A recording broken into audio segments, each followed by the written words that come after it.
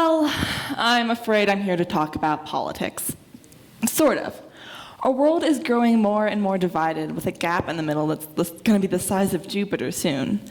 It's a problem that developed over many years and will likely take many years to fix. There have been hundreds of predictions on just this topic. Predictions involving a totally ineffective and inefficient government, filled to the brim with people too stubborn to do anything but argue the same point again and again until someone wins. Well, I'm here to show you how we could fix this problem in a far less painful way and in far less time. You see, I decided one night, probably at 3 a.m. if I'm going to be entirely honest, that I wanted to try and change something. This is the world that my generation is going to inherit, and I want to set it up for success. So buckle up, you're about to experience a little taste of the Isabel has had way too much time to think special. We're gonna take a quick survey quiz creature thing based on survey done by Harvard and Making Caring Common. So the first question, and feel free to just shout out answers, what percentage of survey participants found conversations across the aisle helpful? 21, 37, 75, 21, 54, 21. I heard some correct answers in there, thank you. You don't count. It's actually only 21%. Second question is, what percentage of survey participants are willing to have constructive conversations across the aisle if the conversation is on equal terms and respectful? 69, 91,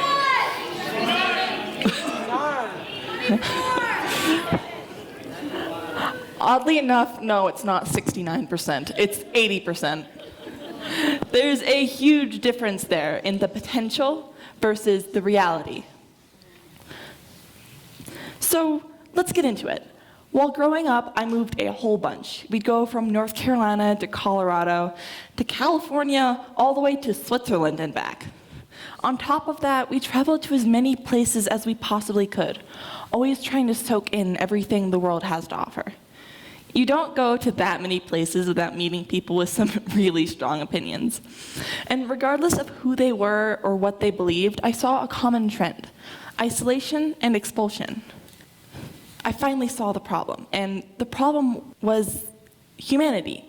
We are a social race, a social species. We're human. To be human is to live purposely and find passion. In my interviews, I delved deeper into this occurrence. And what I saw was that people didn't feel respected outside of their own communities. They ended up in one giant whirlwind of blame and doubt and ideas that never got challenged. And when we're in this whirlwind, we choose justification over judgment. We don't look for humanity on the other side because, unfortunately, we don't expect to find it.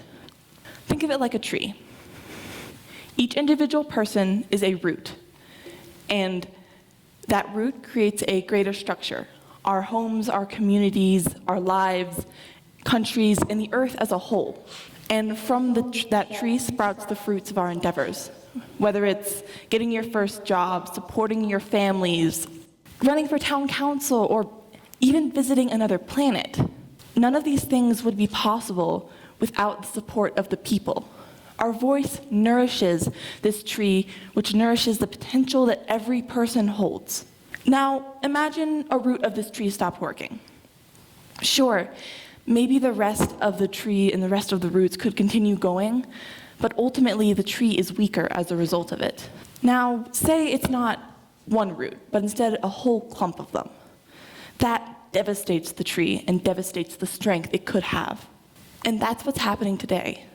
Although there is no one group to blame. Apathy is becoming the norm. So earlier I mentioned that I did interviews. Here's where that comes in. I interviewed a bunch of people, some politicians and some normal everyday people. The thing that I heard, the thing that they wanted to see the most, respect. As I've mentioned before, they wanted respect and someone to really look and listen to them. So I asked a bunch of questions relating to this, and probably the most important one was, What do you wish the other side would understand about you and your beliefs? This question was a catalyst for so many incredible things and so many lovely thoughts. What I found it showed was a sense of caring.